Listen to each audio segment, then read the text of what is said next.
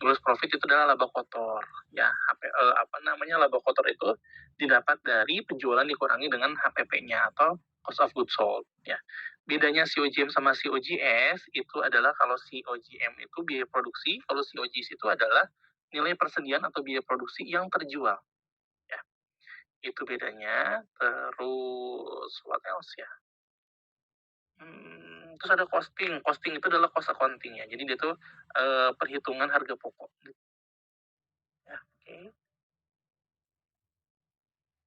Karena sedang ada acara. Oke. Sebentar ya. Sebentar lagi. Oke. Oh, nanti ada DL biasa lah ya. Direct labor kan teman-teman udah tahu ya. Direct labor itu biaya tenaga kerja langsung. Terus manufacturing cost juga ada. Udah sih.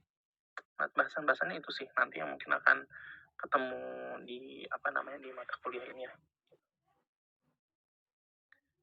Oke, jangan lupa nanti aktif bertanya ya. Jadi kalau misalkan ada yang nggak ngerti, ditanyain aja nanti pada saat diskusi. Gitu. Oke, kayaknya punya udah mulai join deh.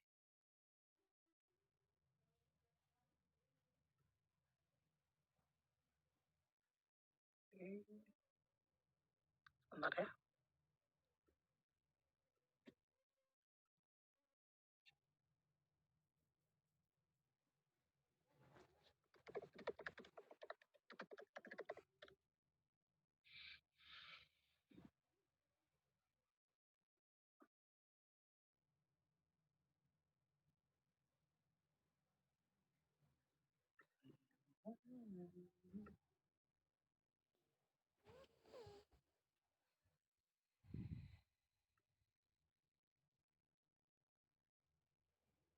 Saya ganti background dulu ya. Di kamar banget, belakangnya kasur. Sebentar ya. Udah tuh ke depan aja.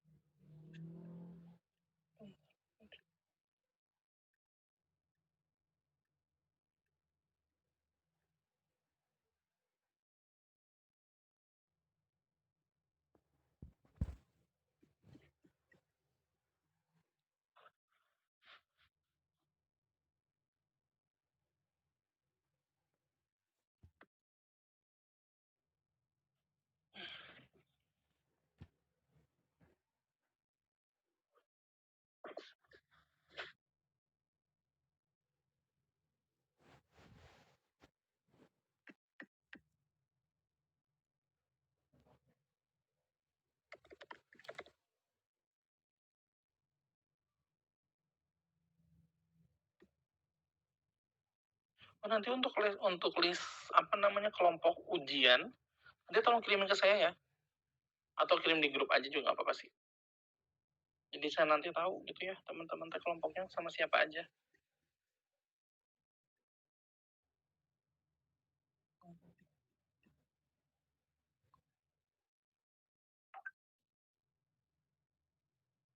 Tidak memperpanjang waktu, mungkin kita kenalan dulu sama Bu Eri itu siapa ya, mungkin nanti juga Bu Eri akan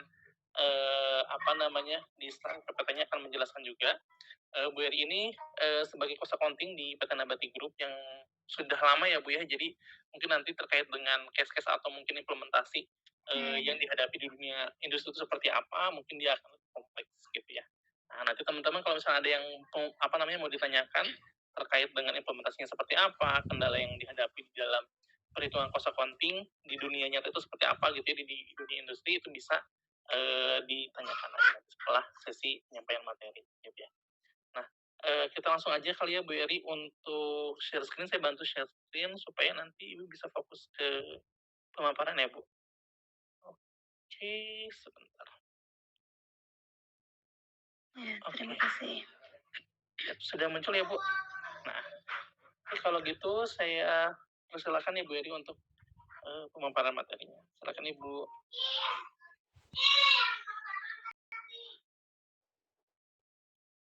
Ya, Assalamualaikum warahmatullahi wabarakatuh. Selamat pagi semuanya ya. Selamat Eh, selamat pagi, Bu. Terima kasih sama Pak Cepi. Terima kasih Pak Cepi atas kesempatannya hari ini untuk sharing sama teman-teman semua ya tentang cost accounting. Eh, nah, salam kenal juga buat teman-teman semuanya. Nah, kita mulai aja ya. Nah, kita hari ini akan membahas tentang cost accounting atau implementasi cost accounting dalam perusahaan atau industri manufaktur. Boleh baca.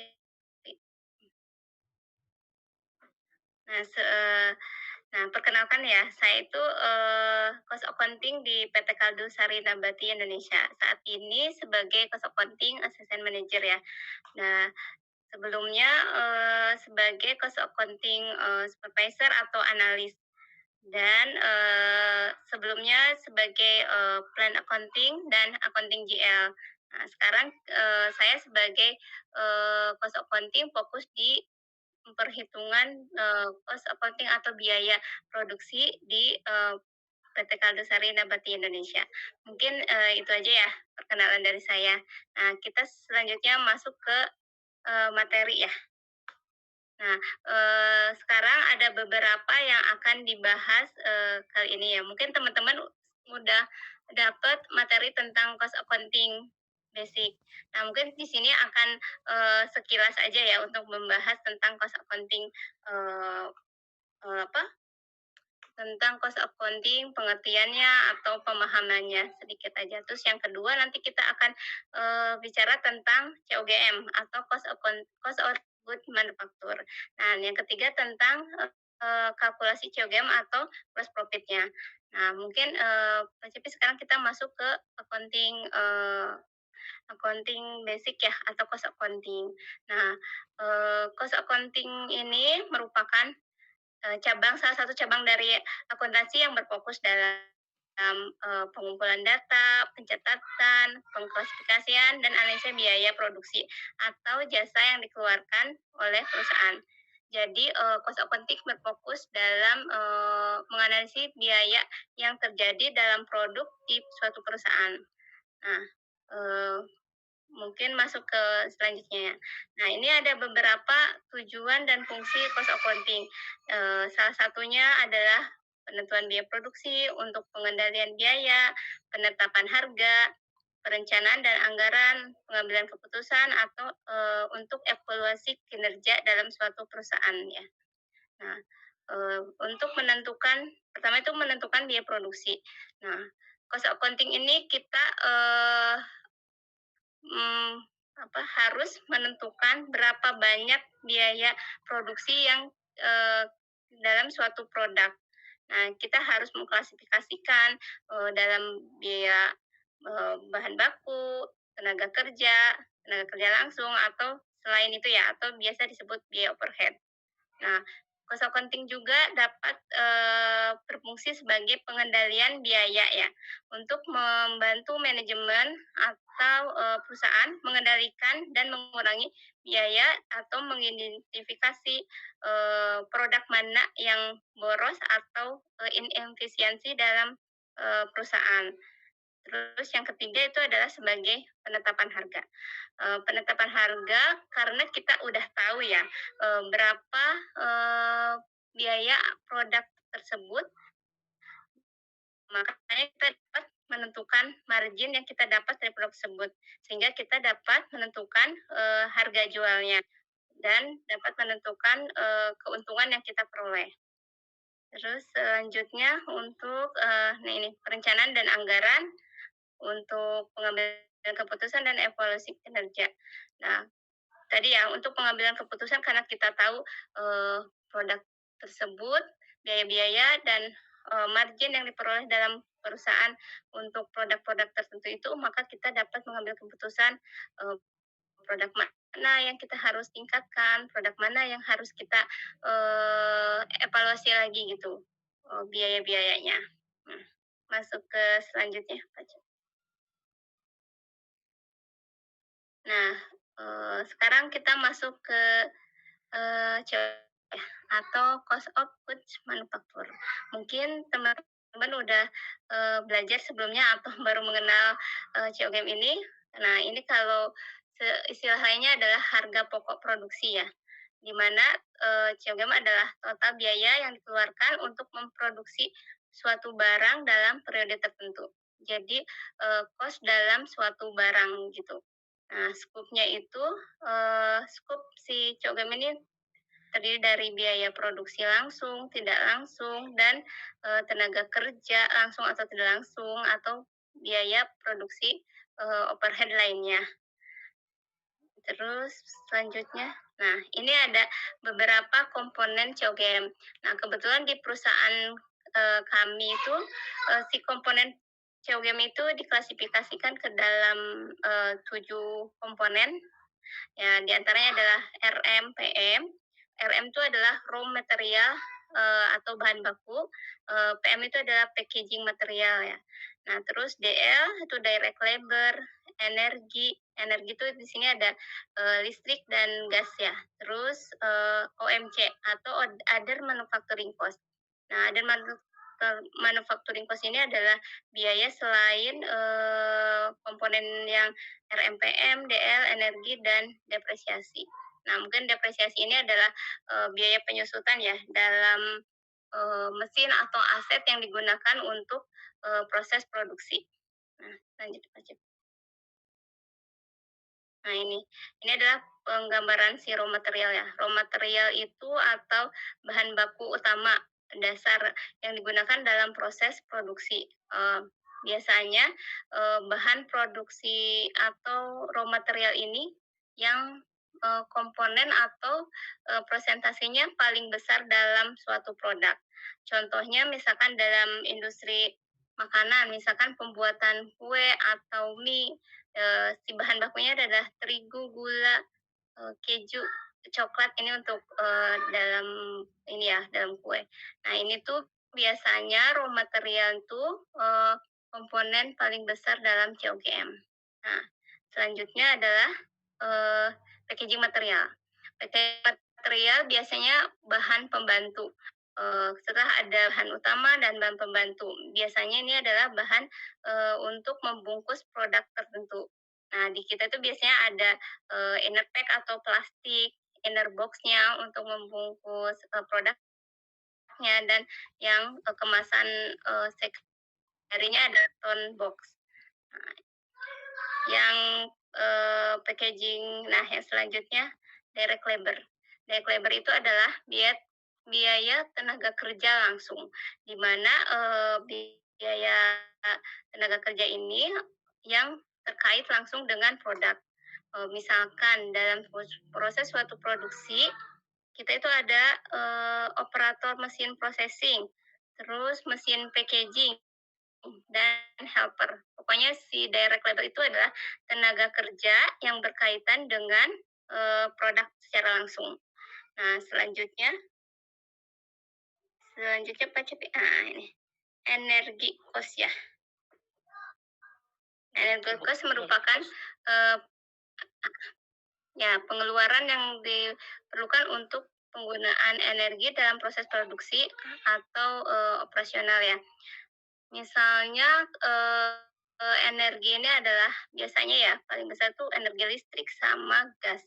Nah, listrik itu biasanya untuk diperlukan untuk menjalankan mesin produksi. Nah, satuannya sama seperti di listrik di rumah tangga ya, KWH.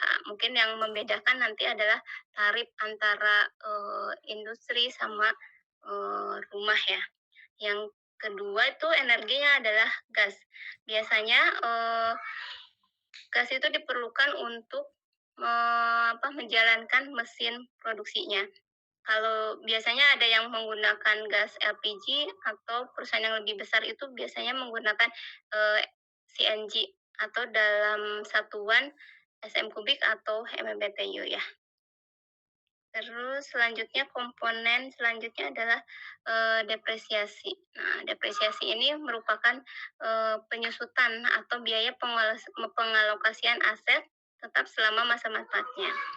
Nah, aset tetap ini, memiliki nanti ada beberapa ini ya, ada aset tetap, biaya asetnya itu untuk, harga perolehannya ya, terus nilai residu sama umur aset yang diperlukan untuk menghitung depresiasi.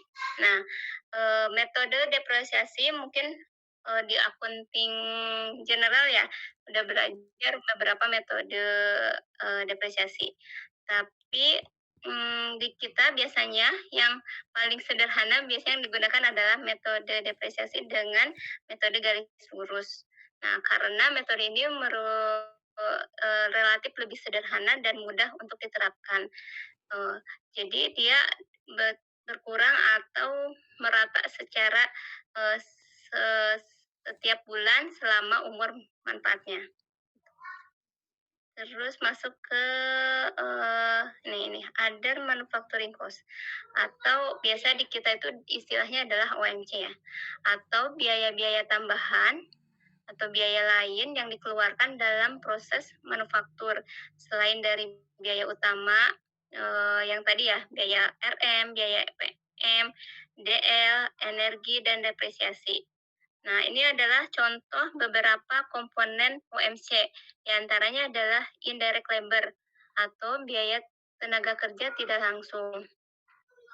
Nah, misalnya itu, eee, dalam suatu perusahaan, staf, karyawan staf atau bagian seperti administrasi, accounting, nah itu masuknya ke dalam, OMC ini.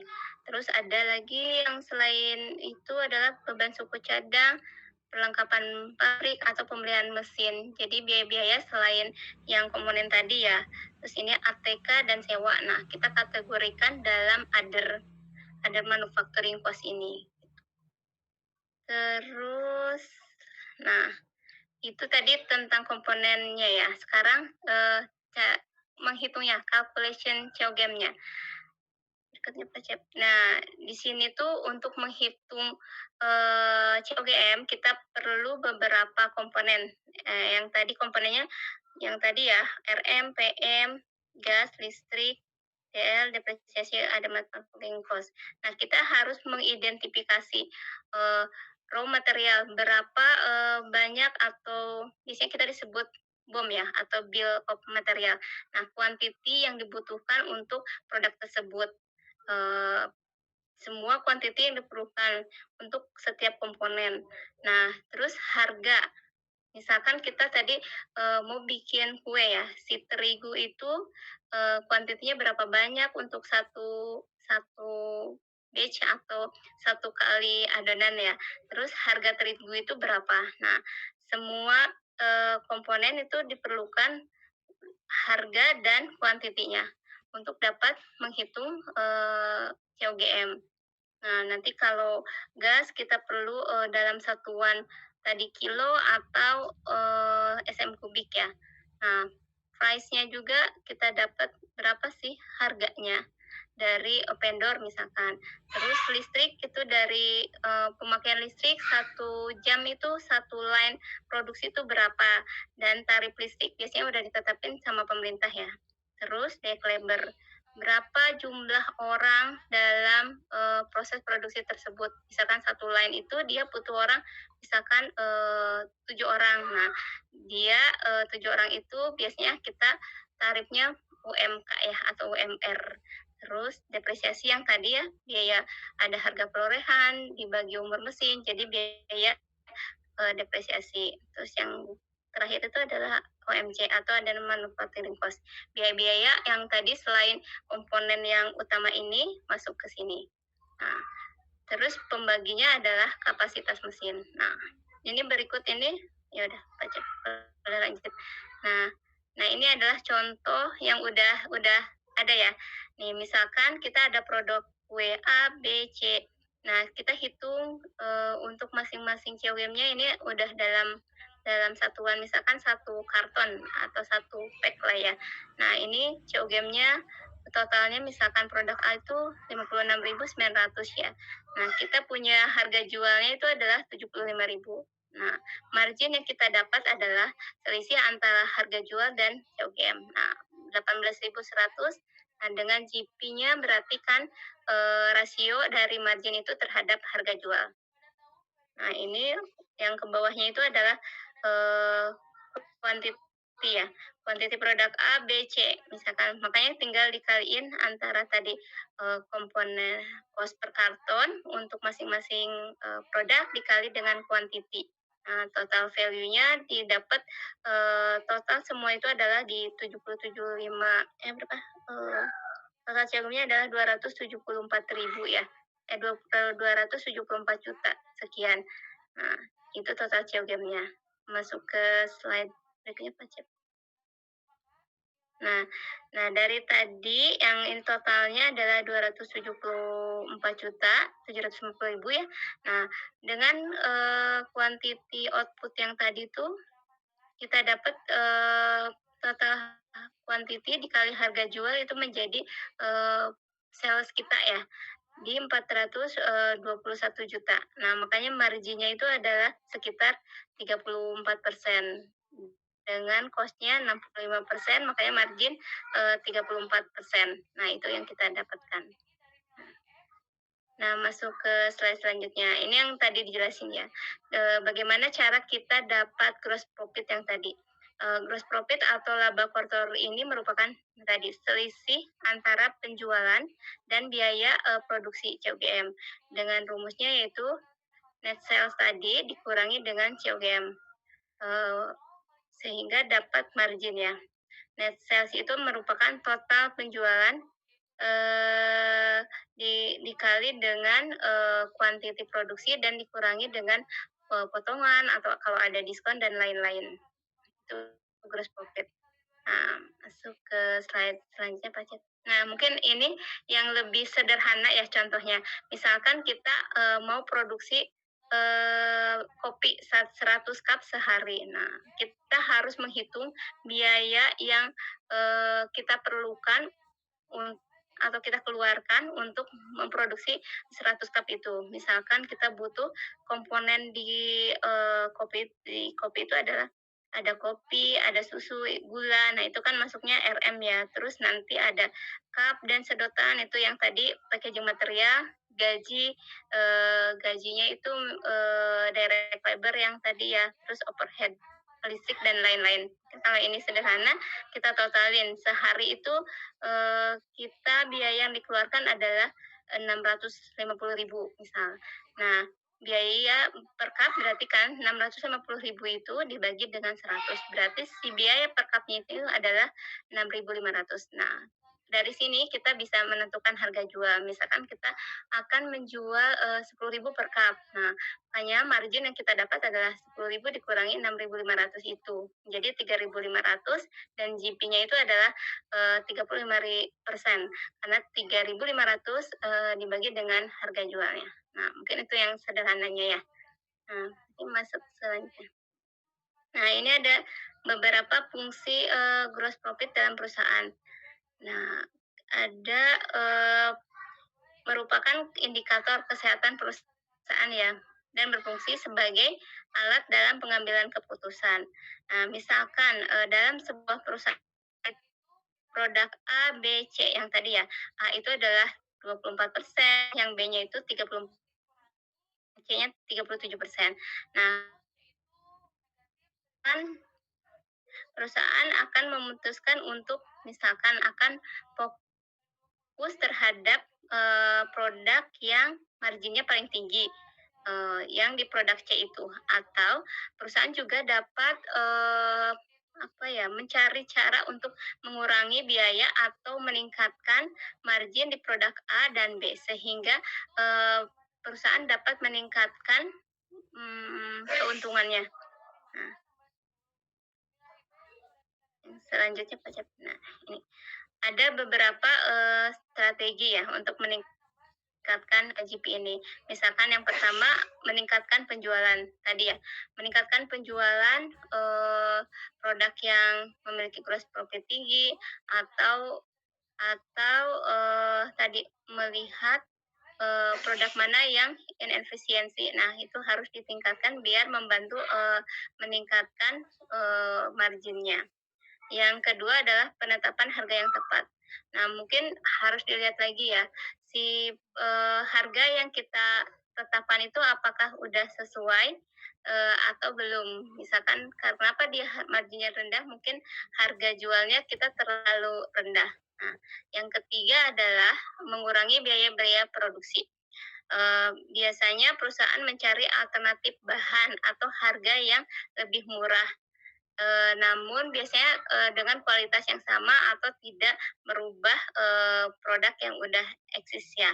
Terus yang kedua itu melakukan biasanya untuk mengurangi cost, biasanya otomasi ya dalam produksi sehingga dapat mengurangi biaya tenaga kerja gitu.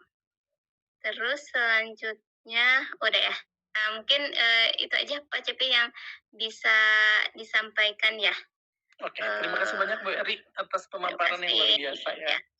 Oke, jadi tadi ya teman-teman, terkait dengan implementasi nih dari perhitungan harga pokoknya atau materi-materi yang telah kita pelajari dari pertemuan pertama sampai dengan pertemuan terakhir tuh yang kemarin, terkait dengan cost accounting ya. Jadi mulai dari cost accounting itu apa, kemudian tadi ya pembagian pada saat kita ingin menghitung suatu harga pokok, itu komponen yang dihitung apa aja gitu ya.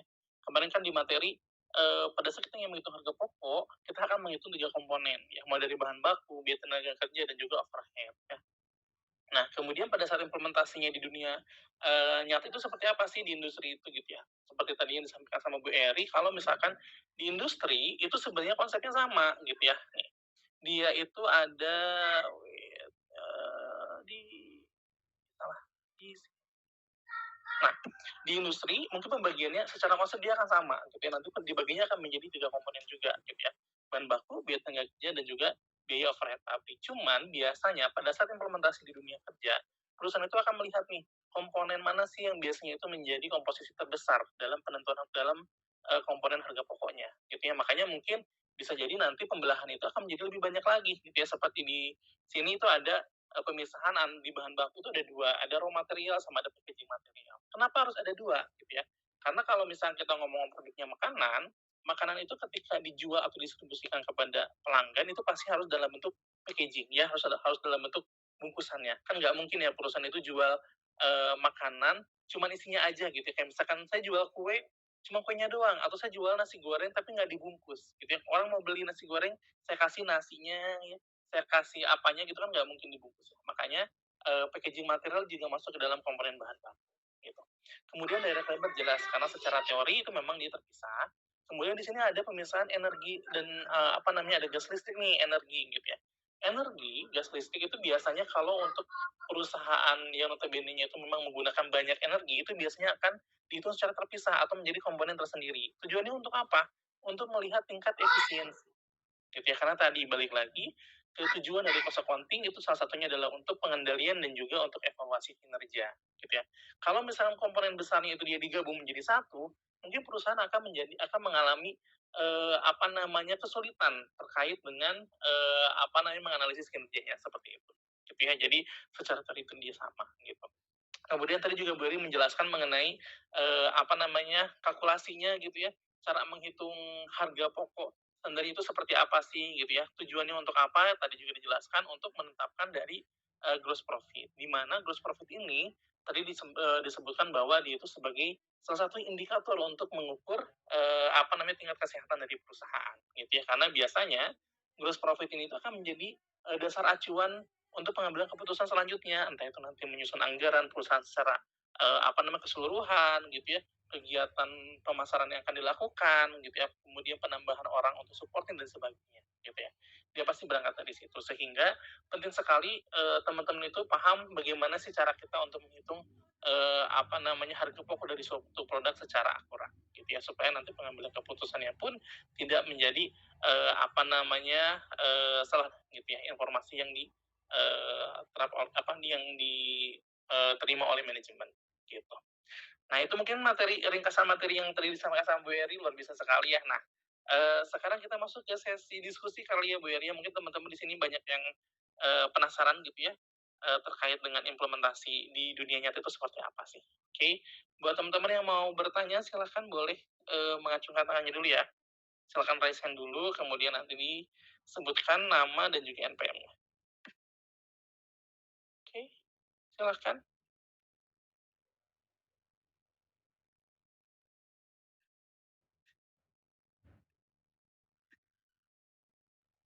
Ada yang mau nanya? Atau saya yang nanya? Tapi saya nanya ke teman-teman ya, bukan ke Bu Eri. Oke, saya izin stop share screen ya, biar nanti ininya. Oh, oke. Yuk, ada yang mau nanya? Gimana Teh Jihan? Teh Jihan, Teh Yuli, gimana? Ada yang mau tanyain? Gini deh Bu Eri, Bu kalau misalkan kita ngomongin kendala aja lah ya, kan tadi mekanisme perhitungan dan sebagainya. Nah, di dunia industri, ya, di dunia manufaktur khususnya mungkin di makanan, biasanya yang menjadi kendala pada saat kita ingin menghitung harga pokok itu apa aja sih Bu?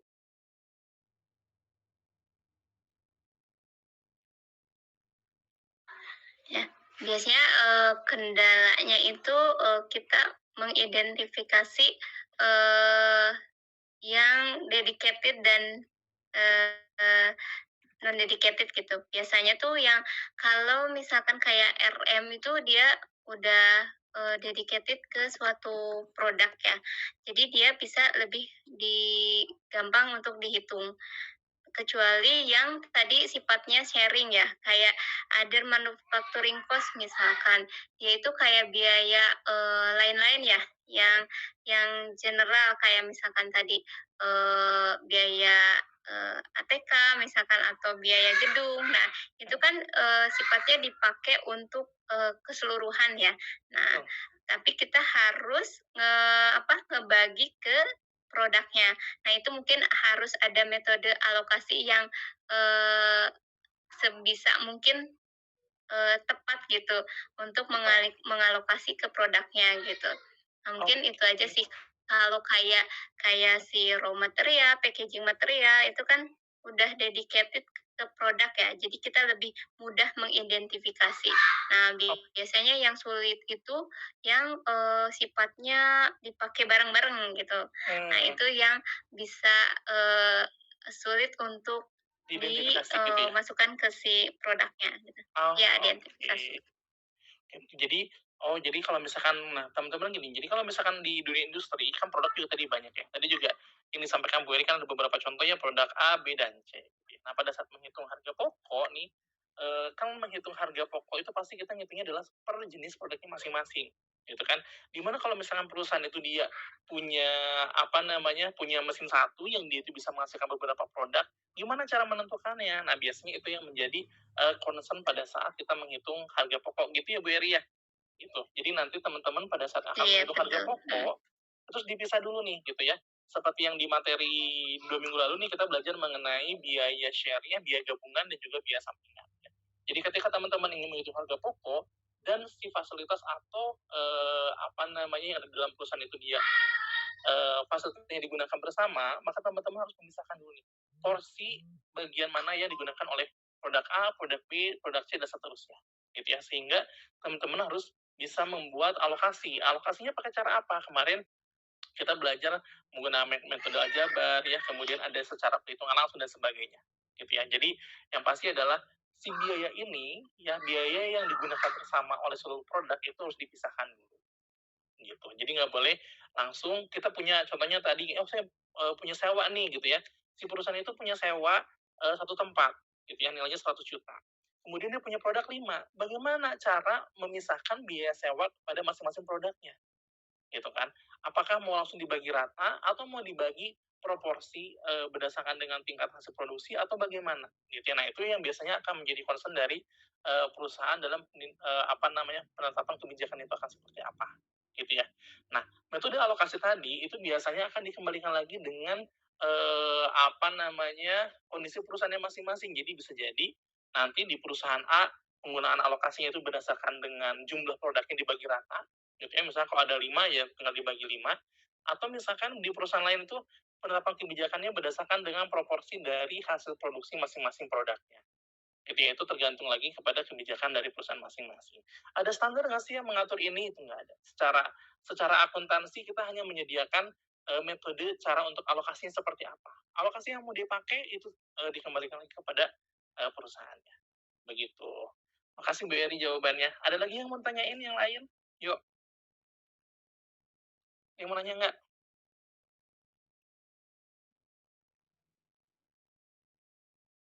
Ayo.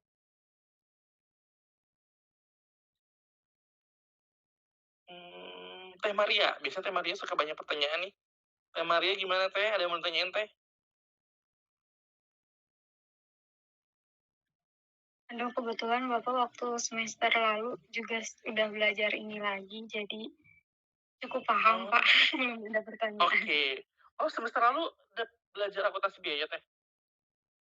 Yang di A122 ada menyinggung tentang akuntansi biaya, tapi matkulnya bukan akuntansi biaya. Oh, Cuman udah gitu. tergabung itu akuntansi manajemen dan akuntansi biaya waktu itu. Oh, Teh Maria dapetnya akuntansi manajemen dulu ya? Iya, Oh, soalnya angkatan pantesan. 2. Oke, pantesan. Udah jago ya, karena belajarnya akuntansi manajemen dulu ya? Oke, siap. Ya, dari teman-teman yang lain, ada yang mau ditanyain? Atau mungkin Bu mau tanya dong gimana sih, apa namanya, bedanya apa sih antara kan tadi Bu Yeri itu pernah jadi accounting GL ya, terus juga pernah jadi accounting plan dan juga cost accounting gitu ya. Nah, perbedaannya itu apa sih gitu kan? Kan teman-teman di sini jurusannya akuntansi ya, berarti kan mungkin nanti ke depannya juga karir apa teman-teman tuh berarti ketika sudah lulus, teman-teman akan mencari bidang, pekerjaan yang sesuai dengan bidang ilmunya kan. Nah, di akuntansi, khususnya di akuntansi biaya, tadi itu ada beberapa, apa namanya, jenis profesi atau lininya gitu ya. Kita tanyain ke Bu Eri, karena Bu Eri pernah di accounting GL, pernah di apa namanya, cost accounting juga gitu ya. Perbedaannya apa sih Bu antara accounting GL dan juga cost accounting-nya? Nah, iya Pak Cepi, sebelumnya pas, awal tuh saya masuk sebagai akunting GL ya, maksudnya jadi sebagai akunting yang umum, Hmm, itu tuh kita lebih ke, melihat si pos-posnya itu atau biaya-biayanya itu udah sesuai atau belum dengan, seharusnya. Misalkan dia biaya, eee, biaya apa, kayak si ATK atau biaya suku cadang itu udah sesuai belum sesuai dengan yang seharusnya dan dengan cost center-nya masing-masing. Misalkan kan kayak, oke. eee, di produksi itu ada dia tuh ada biaya yang dikeluarkan, di produksi, tapi untuk bebannya R&D misalkan. Nah, kita tuh harus, melihat, itu beban itu sesuai dengan posnya masing-masing, itu untuk di, accounting GL gitu kan. Terus Hmm, yang selanjutnya di plan accounting atau kalau sekarang tuh, lebih ke cost control ya. Nah, lebih melihat si, cost, yang terjadi di perusahaan itu udah eee eee, ada apa, pemborosan atau dia ada, kesalahan pencatatannya misalkan. Nah, itu lebih ke situ ya. Jadi si, cost control ini melihat, atau mengontrol biaya-biaya yang terjadi di perusahaan. Misalkan kayak tadi, RM, apakah dia itu, raw material, biaya tenaga kerja biaya bahan bakunya itu ada pemborosan atau tidak. Kan kita sebenarnya dalam, si COGM ini ada standar ya yang ditetapkan. Misalkan untuk satu, pack kue itu harus berapa yang digunakan kan. Nah, nanti ada, aktualnya pemakaiannya. Nah, kita di cost control itu melihat apakah ada, varian yang terjadi antara aktual dan standar gitu. Jadi kalau dia ada, varian, kita analisa kenapa itu terjadi gitu, penyebabnya itu apa? Apakah karena ada, eee, misalkan yang apa, kelebihan pemakaian, terus harus dilihat tuh penyebabnya apa juga gitu, itu di cost control ya. Terus di cost accounting kita lebih fokus ke, eee, penetapan, biaya untuk suatu produk itu menetapkan standarnya sebelum dipakai untuk, cost control tadi ya. Jadi di cost accounting itu melihat, menetapkan berapa, eee, cost atau standar untuk suatu produk.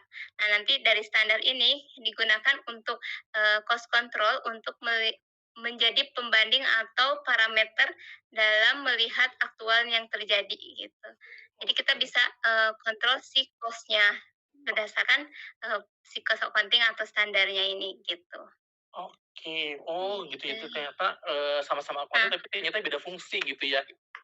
iya, heeh, Itu, betul. teman-teman gitu. Jadi ternyata kalau misalkan tadi accounting GL, itu karena dia itu sifatnya umum ya, jadi mungkin kalau accounting GL memang accounting pada umumnya gitu, dia mencatat seluruh transaksi yang ada di dalam perusahaan gitu ya. Kalau misalnya tadi cost controller, itu dia atau accounting plan itu biasanya dia berfokus kepada, di area manufakturnya gitu ya, yang mengurusi terkait dengan, Iya, apa namanya, COGM tadi, tapi yang sifatnya aktual, mulai dari ngecekin biaya bahan baku tuh udah sesuai dengan standar atau enggak, ada pemborosan enggak gitu ya, kalau ada pemborosan kenapa gitu ya, mengidentifikasi alasannya itu apa. Sehingga nanti apa namanya, ketidaksesuaian ini diketahui apa root cause-nya atau masalahnya, maka nanti, apa namanya, dari cost controller akan memberikan saran bagaimana sih cara perbaikannya, gitu. Dan tadi di cost accounting, dia tuh lebih berfokus kepada perhitungan COGM standarnya, gitu ya. Apa namanya, HPP standar. Jadi HPP standar itu biasanya akan ditetapkan seperti yang kita pelajari di minggu lalu gitu ya. HPP standar ini tuh ditetapkan pada saat apa namanya, suatu produk itu mau launching atau dia itu untuk menilai berapa sih harga pokok standar ketika perusahaan ini tuh ingin memproduksi suatu barang, ya. Jadi misalkan yang tadi kan kalau HPP standar itu di materi yang lalu kan kita perlu beberapa data seperti tadi yang disampaikan sama Bu Eri juga ya di slide PPT-nya, ada quantity standar, ada harga standar. Kemudian baik itu tarif gaji, kemudian jam tenaga kerja, tarif BOP dan sebagainya. Itu adalah standar. Nah, berarti kalau cost accounting dia akan berfokus kepada bagaimana cara apa namanya, menyusun HPP standar ini gitu ya, atau COGM standar ini gitu supaya nanti pengambilan keputusannya pun yang dilakukan oleh manajemen itu bisa lebih akurat gitu mungkin ya. Oke, terima kasih Bu Eri atas jawabannya. Ada lagi dari yang lain, dari teman-teman ada yang mau nanya nggak?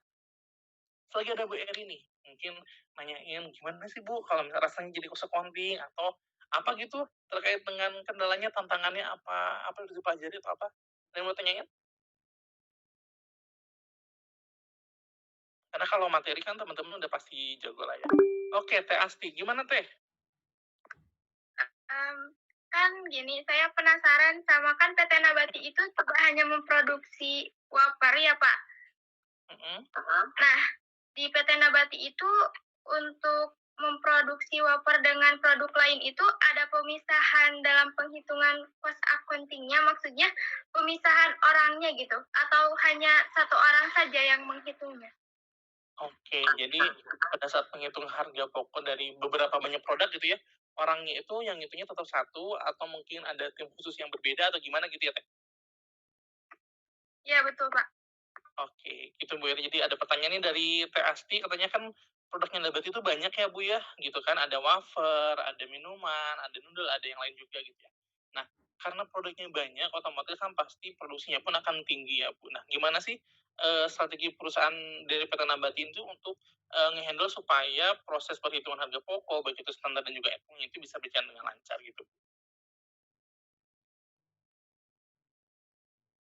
Ya, terima kasih ya. Memang sekarang di PT Nabati itu ada beberapa produk ya, kayak tadi ya wafer wafer, terus produk, snack itu ada wafer, ada snack kayak, apa ya, snack tuh kayak sip, kayak gitu ya, kalau teman-teman udah tahu ya. Nah itu tuh, biasanya, kita hitung, kalau sekarang sih masih di kita kita semua ya untuk KSNI gitu, cuman memang ada beberapa orang yang menghitungnya. Jadi ada bagian, wafer untuk menghitung yang, cost untuk wafer, terus nanti ada untuk snack dan lainnya. Tapi yang di skupnya KSNI itu masih satu ya. Nah, nanti di yang noodle dia ada lagi gitu, cost accounting. Cuman biasanya masih satu apa ya, satu, eee, Satu departemen gitu ya, Bu? satu iya, satu manajemen gitu. Kecuali, Richeese Factory mungkin itu agak berbeda ya. Berbeda ya? Kalau untuk si beverage sama si KSN itu produk-produk yang, snack ya atau apa, snack food itu masih satu sih yang untuk menghitungnya gitu. Oke, gitu. Jadi kalau mau apa namanya, produknya banyak ya, tapi kan kalau misalkan dia banyak karena dia dalam satu jenis yang sama nih, sama-sama manufaktur produksi makanan gitu ya. Jadi di Nabati itu tuh ada satu departemen yang memang dia itu menghandle yang berkaitan dengan biaya produksi gitu ya. Makanya tadi juga di dalam itu dipisah lagi nih gitu kan, ada cost accounting-nya, ada, cost controller-nya gitu kan ya. Nah, di mana cost accounting ini dia biasanya standarnya, kemudian nanti cost controller yang dia akan menjaga gitu ya, supaya nanti launching dan itu nanti actual produksi berjalannya itu tuh dia sesuai dengan apa yang telah diperhitungkan sama cost accounting di awal gitu kan. Nah, kemudian orangnya gimana? Orangnya pasti banyak tuh, jadi pasti nggak mungkin cuma satu ya, pasti nanti ada beberapa bagian. Cuman kalau dibilang satu produk dipegang sama satu orang itu juga mungkin enggak ya, karena kan produknya banyak banget ya teh yang tadi disampaikan sama Bu Eri. Wafer itu kan juga banyak variannya. Kemudian ada snack juga, snack itu ada juga banyak variannya. Kemudian ada baked food juga gitu ya, kayak Nexta dan sebagainya itu juga banyak variannya. Belum lagi produk-produk lainnya seperti beverage, noodle dan yang lainnya. Itu pasti ada timnya. Cuman kalau strategi dari PT Nabati sendiri sih dia itu apa namanya di dalam satu departemen yang sama sehingga nanti mungkin komandonya itu dari satu orang dan nanti didistribusikan kepada timnya masing-masing. Itu Teh Asti. Baik, Pak, Bu, terima kasih. Oke, siap. Terima kasih Teh Asti. Yang lain? Ada yang mau ditanyain lagi?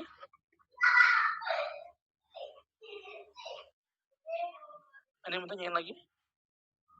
Bu, gimana cara nge-apply ke Nabati? Wah, itu juga kita nggak tahu ya, Bu. Mungkin belum kebayang kalau saat ini kayaknya ya, Betul. teman-teman. Ada lagi yang mau ditanyain? Cukup jelas Hmm. tentang materi hari ini? Nah, mungkin nambahin aja ya Pak Cepi, Boleh kan gimana, Bu? kita kan, di awal tuh kita udah menghitung ya tadi misalkan untuk produk, yang NPL atau new product launching ya atau produk baru.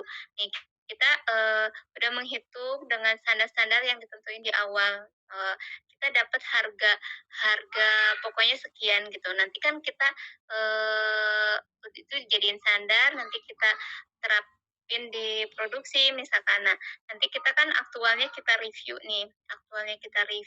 nah nanti kita bisa dianalisa lagi sih standar ini apakah masih sesuai atau, ada yang harus disesuaikan gitu.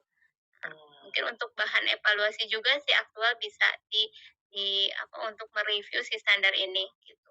Atau nanti kalau aktualnya misalkan dia lebih hemat, dari standar kita karena dia udah capainya udah hemat, mungkin si standar juga kita udah bisa, revisi gitu sehingga, si standar sama aktualnya itu udah nggak terlalu jauh gitu.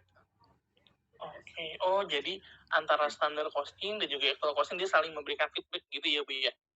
Iya, iya betul. Nah, jadi kan kalau misalkan kita di standar, misalkan orang yang kita tetapin di awal itu misalkan ada 10 orang satu line itu kan, satu line produksi ada 10 orang. Nah, berarti kan cost-nya dia misalkan 2.000 karena dia ada 10 orang gitu kan.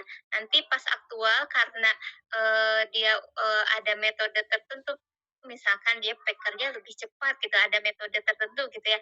Nah, dia bisa orangnya menghemat jadi, 8 orang gitu kan. Jadi kan dia aktualnya lebih bagus ya. Nah, kalau dia udah jadi standar, kita bisa Oke. Halo, Bu R. Suaranya ke-mute, Bu. oh, iya bentar. Nah, tadi tuh Nah, kan jadi 8 orang nih.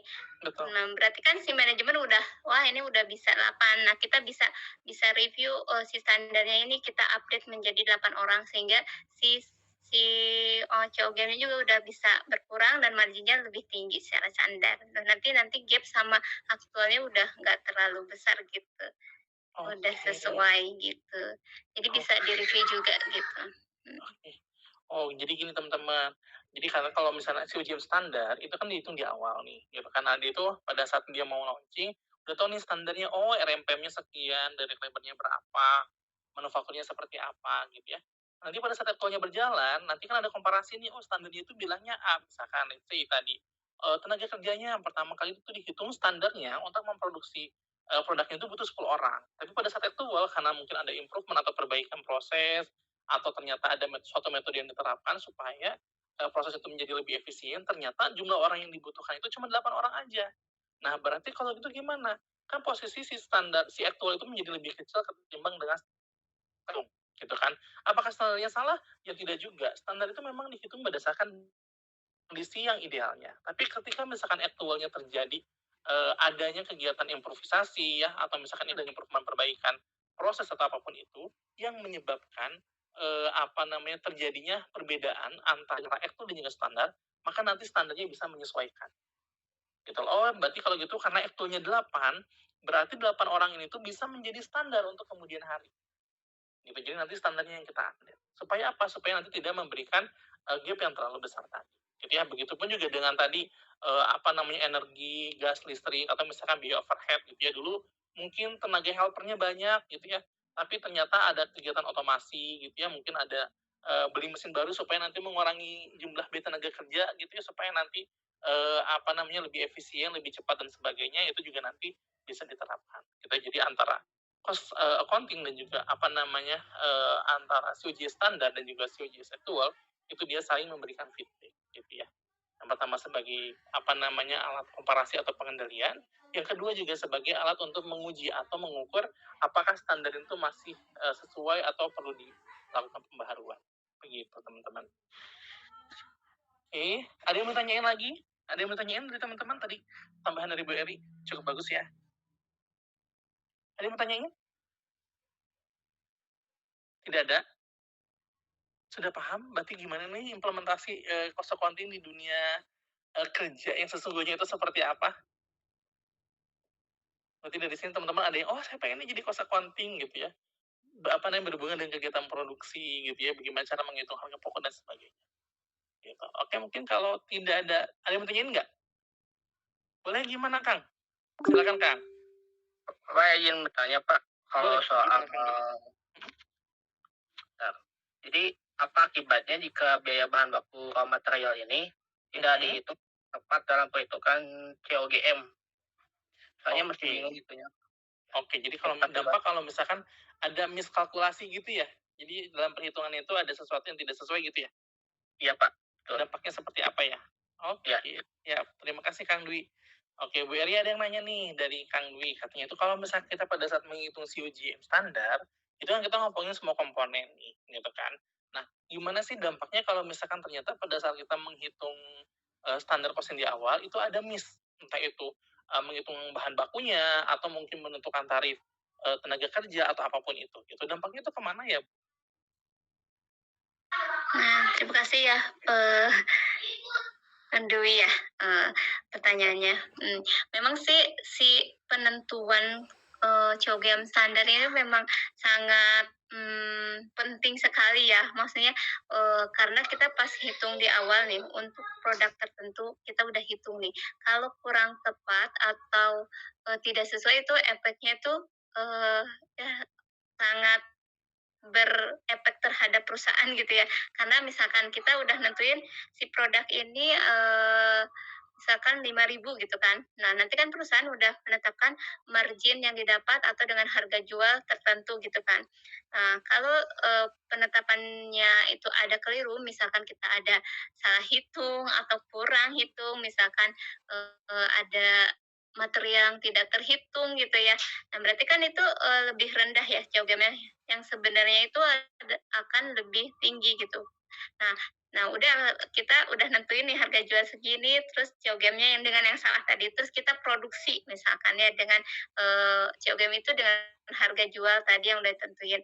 Nah, ternyata kan pas di aktual itu dia akan terlihat sih, maksudnya kepotret nih, wah ternyata si material ini, ada yang tidak terkalkulasi atau misalkan dia harusnya pemakaiannya misalkan, 5 kita hitung kita hitung 5 ternyata dia tuh, secara aktual tuh karena kelewat misalkan jadi harusnya 10 gitu, jadi kan kurang, secara aktual dia lebih besar. Nah itu akan, eee, mengurangi margin perusahaan dan akan merugikan perusahaan sih. Sebenarnya kalau masih untung dia akan mengurangi ya, takutnya nanti pas perhitungan dia malah lebih kecil lebih besar dari harga jualnya, itu akan merugikan perusahaan sih. Makanya dalam menghitung ini harus benar-benar, eee, semua dihitung dan harus hati-hati banget gitu, Kak, untuk menghitung. Gitu, soalnya nanti kalau kita salah menghitung, terus perusahaan udah menentukan harga jual, kan itu udah dijalanin, ternyata cost-nya sebenarnya adalah lebih tinggi, itu akan merugikan perusahaan gitu. Padahal itu udah jalan, semua bahan udah dibeli, wah itu akan ini sih, Dampaknya luar berimpact biasa banget ya, Bu, ya? gitu terhadap perusahaan. Ya, betul Betul. betul.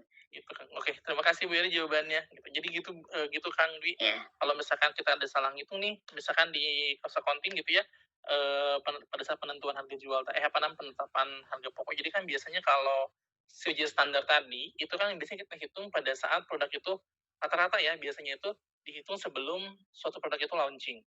Artinya ketika kita menghitung, ini tuh adalah dasar dari segala keputusan yang akan terjadi di kemudian hari. Gitu. Jadi kalau misalnya gimana nih dampaknya kalau kita salah ngitung, sesuai standarnya gitu kan, di awal tuh salah ngitung, tadi bahan baku, biaya tenaga kerja dan sebagainya. Dampaknya kemana? Yang pertama bisa jadi harga jualnya tidak sesuai. Entah itu, harga jualnya menjadi lebih rendah atau bagaimana, karena dasar perhitungannya pasti berbeda, gitu kan ya. Yang kedua adalah terkait dengan investasi. Bisa jadi mungkin suatu produk yang akan dibuat ini tuh perlu investasi tambahan, ya. Bisa jadi kalau misalkan dulu nih perhitungan awalnya, oh si produk ini bisa menghasilkan untung 35%. Ternyata ada miskalkulasi gitu kan, ternyata aktualnya untungnya itu cuma 10%, sedangkan investasi yang dikeluarkan itu sudah dihitung, oh kalau kita melakukan investasi dengan gross profit sekian, kemudian tingkat penjualannya bagaimana, itu dia nilai modalnya akan kembali dalam 5 tahun misalkan seperti itu. Kemudian ketika ada salah bagaimana? Otomatis akan berdampak pada investasi tersebut. Karena dia ada salah, oh berarti kita investasinya kapan balik modalnya? Bisa jadi 10 tahun atau misalkan 15 tahun atau mungkin menjadi lebih lama. Dampaknya gimana? Bisa jadi terhadap kesehatan perusahaan secara keseluruhan, gitu ya. Jadi, penting sekali, intinya adalah ketika teman-teman akan menghitung sesuai standar yang tadi disampaikan Bu Eri adalah, ini adalah hal yang krusial. Artinya pada saat menghitung harga pokok standar, teman-teman harus mengukur segala sesuatu yang harus dihitung. Jadi mulai dari, materialnya tadi gitu ya. Nah, dicek lagi gitu ya komposisinya apakah sudah sesuai atau tidak. Kemudian harganya nggak bisa asal ngambil harga dari yang mana, tapi ada dasarnya gitu ya. Kemudian perhitungan kapasitas, perhitungan orangnya, kemudian biaya-biaya yang akan muncul pada saat kita memproduksi dan sebagainya. Itu supaya meminimalisir ketidaksesuaian gitu ya. Apakah perhitungan ini harus akurat 100%? Enggak juga sih, karena yang namanya standar costing itu kan dia biasanya banyak itu bersifat dengan estimasi atau taksiran gitu ya. Kayak misalkan kita ngomongin jumlah tenaga kerja 10 orang, ya standarnya menurut mesin itu dia harus bekerja 10 orang lainnya. Ada titik-titiknya, betul. Tapi nanti aktualnya ketika misalnya tadi ada improvisasi kan pasti berubah gitu. Kemudian mengumpulkan biaya overhead-nya. Overhead kan banyak sekali ya. Butuh biaya penolong, kemudian ada orang, ada helper, ada sewa mesin dan sebagainya. Itu semuanya biasanya bisa dihitung di awal, tapi dia itu bersifat forecast atau penaksiran. Yang mana hal ini tuh mungkin nanti akan pada saat terjadi itu bisa jadi aktualnya itu bisa menjadi berbeda. Tapi yang menjadi goals adalah diharapkan perbedaannya tidak terlalu signifikan. Artinya perhitungannya itu tidak mendekati dengan apa yang akan terjadi di aktualnya, gitu kan. Karena nanti kalau misalnya nanti bedanya terlalu jauh kan dampaknya luar biasa gitu ya bagi perusahaan. Begitu Kang Dwi. Oke, baik Pak, terima kasih. Terima kasih Bu. Ya, sama sama-sama, ya makasih Kang. Ya, makasih. Aduh. Oke, sekarang Teh Jihan. Oke, gimana Teh Jihan? Dari tadi saya panggil ya. Oke, gimana Teh Jihan? Maaf Bapak, tadi wifi-nya error. Oh, oke, siap, nggak apa-apa. Oke, gimana Teh? Bapak, kalau kan pasti ada produk kadaluarsa ya, kalau produk kadaluarsa itu dikemanain Pak? Kenapa mau ngepul ya? Tinggal penasaran aja gitu Bapak, kan Oh, oke. ada yang Terkait suka dengan di warung-warung gitu dikembaliin lagi. oke. Diapain gitu ya? Oke, Bu Eri, jadi ada pertanyaan nih. Nah, kalau misalkan yang namanya produk makanan, itu kan ada yang namanya shelf life-nya, ada yang namanya umur hidupnya gitu ya, ada masa expired. Nah, ketika misalkan ada produk yang sudah diproduksi, kemudian sudah didistribusikan, tapi belum terjual dan belum dikonsumsi, itu kan otomatis sudah mendekati masa expired atau bahkan udah expired ya. Nah, di perusahaan itu akan diapain sih Bu untuk produk-produk yang seperti ini?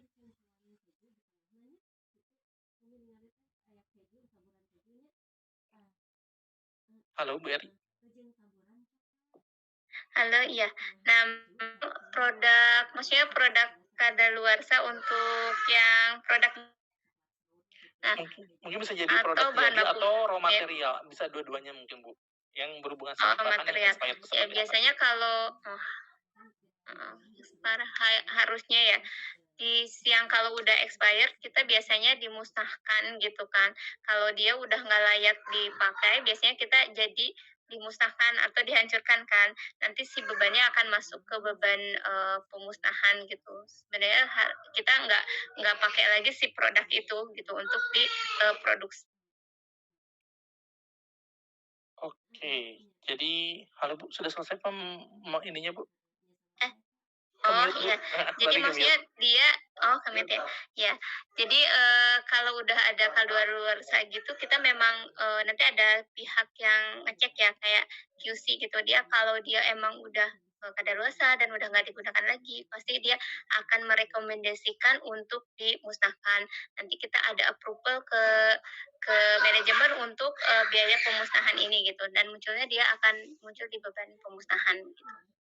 Jadi si produknya memang atau si bahannya nggak dipakai lagi sama kita. Oke, siap. Makasih Bu Eri. Jadi gitu Teh, jadi kalau misalnya ada barang-barang yang expired ya, entah itu udah jadi produk jadi gitu ya, ataupun masih dalam bentuk bahan, itu yang namanya expired kan pasti membahayakan ya kalau kita konsumsikan. Pasti kan perusahaan pasti akan memusnahkan lah produk-produk tersebut gitu ya. Cuman poinnya biasanya kalau perusahaan itu sebelum kita melakukan pemusnahan tadi kan tadi ada tahapan yang disampaikan sama Bu Eri ya, harus ada approval juga sampai manajemen, yang biasanya yang menjadi concern itu adalah bukan nominalnya, tapi kenapa sih kok bisa ada bahan yang menjadi expire gitu ya, misalkan khususnya bahan gitu ya, bahan itu kok bisa expire sih, sedangkan biasanya dalam suatu perusahaan itu ada yang namanya itu adalah cycle inventory gitu ya, ada yang namanya apa tuh, PPIC gitu ya, jadi dia itu adalah supply chain. DOI ya, Day of Betul, ada Inventory. DOI nih gitu, biasanya nanti di supply chain management itu biasanya nanti dia ngitung gitu kan ya, apalagi untuk bahan-bahan yang dia itu memiliki masa kadaluarsa, biasanya dia hitung nih, oh dia itu perlu buffer stok berapa banyak, kemudian kebutuhan dia untuk produksi itu berapa banyak, kemudian lead time dia pada saat dia pesan itu berapa lama, sehingga nanti buffer stok harus meng-cover itu, kapan dia harus pesan lagi, dan seterusnya.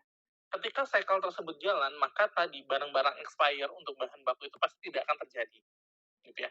Tapi kalau misalnya ternyata ada salah forecast, yang tadi nyambung sama pertanyaan yang Kang Dwi ya, oh ada salah forecast nih, ternyata kebutuhan materialnya itu nggak sebanyak itu, atau mungkin forecast penjualannya itu ternyata nggak tercapai gitu kan ya, sehingga bahan yang tadinya itu bisa habis dalam 1 bulan, dia itu ternyata habisnya itu nyampe dengan 6 bulan kemudian, sampai barang tersebut expire. Nah, kalau kayak gitu gimana? Secara apa namanya, supply chain-nya mungkin dia jalan gitu kan ya, apa namanya, berfungsi, tapi ketika terjadi miss dari sesuatu hal, maka dia akan berdampak terhadap masa expired tadi, gitu ya. Nah, bagaimana caranya? Biasanya akan menjadi concern adalah gimana sih supaya hal tersebut itu tidak terulang kembali, gitu. Terus kalau misalkan yang tadi untuk, produk finished good itu seperti apa, barang yang sudah sampai mungkin di warung-warung gitu ya, atau mungkin di pedagang eceran, itu biasanya ada proses retur, kemudian nanti juga dilihat, ini tuh kenapa sih kok bisa ada expire, apakah memang expire-nya itu apa namanya, memang karena kan ada beberapa resiko yang itu tidak bisa dihindari ya, seperti tadi masalah jualan. Jualan itu kan yang namanya produknya banyak gitu ya, mungkin ada resiko nanti itu tempat ecerannya itu dia penyimpanannya seperti apa, apakah dia menggunakan metode FIFO atau tidak dan sebagainya gitu kan. Nah, itu biasanya nanti kita akan melakukan identifikasi terlebih dahulu gitu sebelum memutuskan bahwa oh iya beban ini tuh memang terjadi karena sesuatu hal. Nah, hal ini tuh harus kita perbaiki, kemudian nanti kita baru bisa ajukan. Gitu Teh. Baik, Pak. Terima kasih. Bapak, kalau istilah ice-cycle itu apa? Cycle itu tuh perputaran. Jadi cycle itu kan muter ya. Jadi kayak misalkan tadi nih suatu siklus lah. Cycle itu siklus gitu. Jadi siklus perputaran kayak tadi misalkan ngomongin perputaran inventory. Inventory itu kan dia muter ya. Maksudnya muter itu adalah dia itu kan kita beli bahan baku, kemudian bahan bakunya kita gunakan, kemudian jadi produk jadinya dijual, gitu kan. Ketika dijual dia dapat penghasilan. Ketika punya penghasilan kita beli lagi bahan baku. Muter lagi seperti itu namanya adalah cycle gitu. Atau perputaran. Nah, segala sesuatu aktivitas itu dia berputar. Jadi biasanya kalau misalkan di accounting dan juga di keuangan ya, perputaran itu menjadi salah satu indikator untuk mengukur suatu kinerja. Kayak tadi, perputaran inventory, DOI gitu ya, desain inventory. Itu dia menjadi tolak ukur berapa lama inventory ini diam di suatu gudang. Gitu kan. Semakin tinggi jumlah harinya, maka akan semakin tinggi juga risiko terkait dengan barang tersebut. Entah itu barangnya rusak, entah itu barangnya itu hilang, atau mungkin expired dan sebagainya. Gitu. Jadi dia pasti berhubungan dengan suatu cycle atau suatu siklus perputaran dalam suatu aktivitas. Gitu Teh Jihan. Baik, Pak. Terima kasih. Oke, siap sama-sama. Ada lagi yang mau ditanyakan yang lain? Sudah mulai panas kan? Sudah mulai banyak yang nanya, oke. Ada yang mau nanya lagi? Gimana Kang Dwi, ada yang mau tanya lagi? Atau teman-teman yang lain?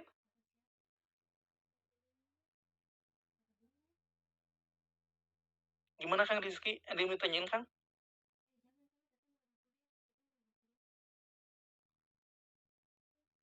Tidak ada? Jewel of Camp? Tadi One Camp? Oke. Ya wis kalau misalnya tidak ada, cukup berarti pertanyaannya selagi masih ada Bu Eri nih. Sebelum nanti Bu Erinya melanjutkan aktivitas yang lain. Tidak ada? Cukup ya? Belum ya? Oke. Mungkin gitu aja Bu Eri pertanyaan dari teman-teman semua untuk sesi perkuliahan hari ini cukup luar biasa bagus banget ya gitu ya terkait dengan materi dan kemudian pertanyaan dari teman-teman juga gitu. Oke, kalau misalkan tidak ada lagi yang tidak ada lagi yang mau ditanyakan, mungkin kita cukupkan aja gitu ya pertemuan kita hari ini. Sebelum kita akhiri, kita dokumentasi dulu ya Bu, mungkin kita foto bersama dulu sama teman-teman yang lain. Jadi untuk teman-teman silakan buka kameranya. Yang bisa on cam silakan on cam. Mau dandan dulu boleh tapi jangan lama-lama ya. Oke. Sudah? Bentar, ini tampilannya saya harus rubah supaya bisa ke bawah semua ya. Lihat ya. Bentar deh. Batata letak. Kadang deh beres lah, kadang deh beres. Bentar. Loh, kenapa Bu Erinya nggak muncul? Bentar.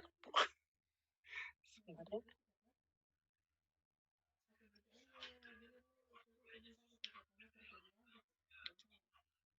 Oke. Nah, kita mulai ya. Yuk, 1, 2, 3. Bentar ya. Agak panjang. Oke, siap sudah. Mohon maaf lama ya. Ternyata nggak nge-capture semua. Oke. Sekali lagi. 1, 2, 3. Bentar. Mungkin Bu Erinya ketutup. Bentar ya. Saya ulangi. Banyak banget ininya ya. 1, 2, 3. Oke. Sip. Oke. Terima kasih banyak teman-teman atas kehadirannya. Terima kasih banyak Bu Eri atas kesempatan kesediaannya untuk menghadiri kelas hari ini. Semoga selalu sehat ya Bu Eri ya. Ya, terima kasih Pak Cepi. Terima kasih teman-teman semua ya untuk sharingnya hari ini. Ya, terima kasih banyak Bu Eri. Mungkin itu aja ya Iya. pertemuan kita hari ini. Untuk teman-teman sekalian saya tutup juga gitu ya. Nanti kalau ada update apa-apa nanti saya update di grup untuk masalah ujian ya. Terima kasih atas kehadirannya, tetap jaga kesehatan, sampai ketemu nanti lagi di lain kesempatan, karena ini pertemuan terakhir. Mungkin saya juga mohon maaf apabila selama 1 semester ke belakang ada perkataan saya yang kurang berkenan, atau mungkin ada hal-hal yang tidak sesuai dengan harapan yang diharapkan oleh teman-teman semua. Saya mohon maaf. Sampai ketemu nanti lagi di semester depan. Kalau kita berjodoh, kita ketemu lagi ya di mata kuliah akuntansi manajemen. Itu aja paling pertemuan kita hari ini. Terima kasih atas kehadirannya. Bu Eri, terima kasih sekali lagi. Akhir kata, wassalamualaikum warahmatullahi wabarakatuh.